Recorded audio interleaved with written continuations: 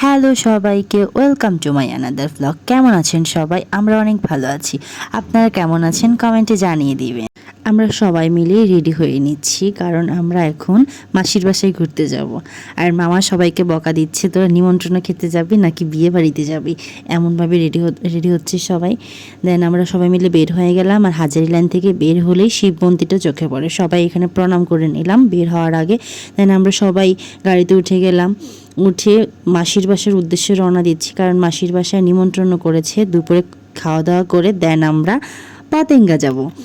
সবাই ভিডিওতে হাই দিচ্ছে। দীপ্ত দাদাকে একটু নিয়ে নিলাম, সে সামনে বসছে, বসে বসে পিছন দিয়ে আমার বিল্লা মারতেছে, আমি ভিডিও করতেছি তাই। দেন দিদি বললো যে দাঁড়া, তোদেরকে নিধির স্কুল দেখাবো। এখন আমরা তো সিএনজি থেকে বুঝতে পারতেছি না কোনটা স্কুল, পরে ওই যে স্কুল দেখা আমাদের সিঙ্গার শ্রীধা আমাদেরকে গান শোনাচ্ছে। সবাই গানটা, তারপর নিধির গান শুনতে শুনতে মাসির বাসায় চলে আসলাম। দুপুরে মাসির বাসায় খাওয়া দাওয়া করলাম। সবাই খাওয়া দাওয়া শেষ করে তারপর আমরা সবাই মিলে মাসি ভাইরা সবাই মিলে আমরা পতেঙ্গার উদ্দেশ্যে রওনা দিলাম। আর মাসির বাসা থেকেই পতেঙ্গা দেখা যায়, আপনাদেরকে দেখাইতে আমি ভুলে গেছি ভিউটা। সবাই মিলে অটোতে বসে চলে গেলাম বাসার সাথেই পতেঙ্গা। ত্রিধা আজকে অনেক খুশি, কারণ ও সিট পেয়েছে। বেশিরভাগই বাচ্চারা সিট পায় না, কোলে করে নিয়ে যায়। আমি ছোটোবেলায় এরকম ছিলাম, সিট পেলে অনেক খুশি হইতাম।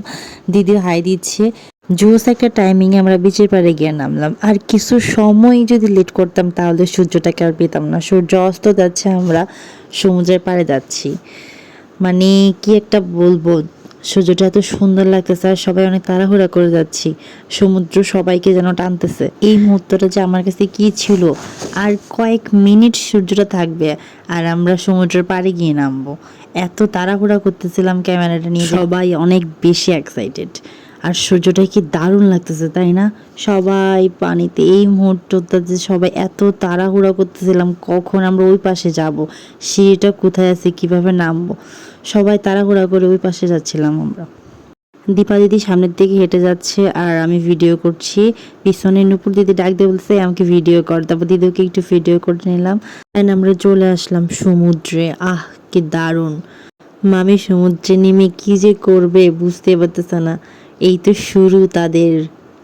তারপর সত্য নেমে গেল, নিধিও নেমে গেল, আমিও নেমে গেলাম। দেন দেখছি সূর্যটা আর কিছুক্ষণ, কয়েক মিনিট মনে হয় থাকবে, দেন নেমে যাবে একদম লাস্ট পর্যায়ে। এই মোমেন্টটা আমি এই ফার্স্টে দেখলাম। আমার অনেক দিনের ইচ্ছে ছিল এটা দেখার, তারপর ভগবান এটা পূরণ করে দিল এবার।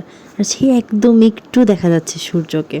বৃষ্টি দিদি ও মামিকে ভিডিও করতেছে। শর্ত, মামি, মামা তারা তো একদম সমুদ্রে, পুকুরে যেভাবে সাঁতার কাটে ওরা সমুদ্রে গিয়েও মামা মামি এরকমভাবে সাঁতার কাটতেছে। আর বৃষ্টি দিদি ভয় পাইতেছে মামিকে নিয়ে, বারবার সামনে গিয়ে মামিকে টান দিয়ে আনার চেষ্টা করতেছে।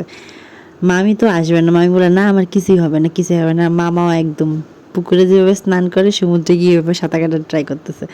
আর সবাই আমরা দেখতেছি। আর বৃষ্টি দিয়ে ভয়ে একদম মুখ টুক লাল হয়ে আছে। তারপর দীপা দিদির কাছে তার ফোনটা দিয়ে দিলাম, আমিও নেমে গেলাম। আর পারতেছি না, আমার সহ্য হতেছে না ভিডিও করতে। দীপা দিদি আমার ভিডিও করতেছে, আমি পাথরে গিয়ে বসছি। কক্সবাজার হয়তো পাথরগুলো পাওয়া যায় না, কিন্তু মানে গায়ে লাগে না পানিতে নামলে। কিন্তু সি বিচ গেলে, সি বিচ পতেঙ্গা দুটোতে একই, ওইখানে গেলে পাথরগুলা পায়ে লাগে। আর এবার আমার পা অনেক জায়গা দিয়ে কেটে গেছিলো। আমি আর নিধি একটু পাথরে বসে ঢং করতেছিলাম, কিন্তু স্রোত এত ছিল আমাদেরকে একদম পাথর থেকে ধাক্কা মেরে ফেলে দিচ্ছে। আর মামি তো এখানে বসতেই পারতেছে না, বারবার স্রোত এসে এসে মামিরে ধাক্কা দিয়ে ফেলাই দিতেছে। আমরা এটাই দেখতেছিলাম ওইখান থেকে। আর নিধি আমারে ধরতেছিল বারবার, আমি পড়ে যাই আর ও আমার বারবার ধরে, ও দাঁড়াইতে পারতেছে না ওইখানে। আমি আর নিধি ট্রাই করতেছিলাম। আসলে অনেকগুলো ভিডিওতে দেখছিলাম রাম লেখলেও স্রোত নাকি ওই লেখার উপর দিয়া যাইতে পারে না। আমি রাম লেখলাম, ঠিকই স্রোতটা ওই পর্যন্ত আসলো না। জানি না, ভগবান বিশ্বাসের উপরেই সব কিছু, কিন্তু এটা মুছে দেওয়ার পরে দেখবেন স্রোতটা চলে আসবে। দিদি আবার ওই ভিডিওটা দেখতে দেখতে, দিদি আর কি ভিডিও করবে, দিদি তাকাই আছে ভিডিও অফ করে। দেন পরেরটা আবার সুন্দর হয়েছিল, দিদি আর ভিডিও করতে পারে নাই। তারপর নূপুর দিদি এতক্ষণ ওইখানে বসেছিল, কিন্তু আমাদের মানে সাগরে এত মজা করতেছিলাম আমরা, দেখে আর সহ্য হইতেছে না। দিদিও নেমে গেল, এবার বলতেছে আমার একটু ভিডিও কর। আমি লাস্ট পর্যায়ে আসলাম, দিদি আর মামিকে ভিডিও করলাম একটু।